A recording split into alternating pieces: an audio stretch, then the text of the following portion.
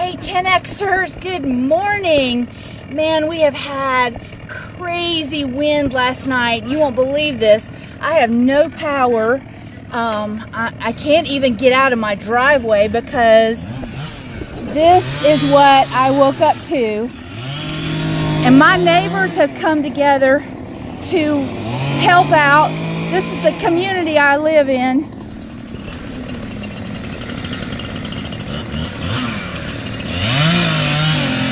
The whole tree is blocking the road. The power lines are down, and you can see it just completely uprooted and went across the road.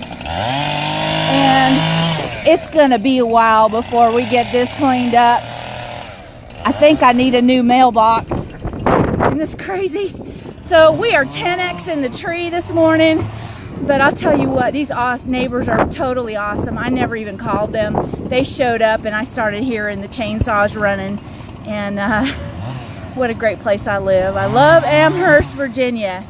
Y'all take care and have a great day. I may not be on too much online today or tomorrow. I understand that the power company is not sending anyone out due to the high winds that will continue perhaps through the weekend. No, I need a shower. It's gonna be a cold one. Anyway, 10X it, baby.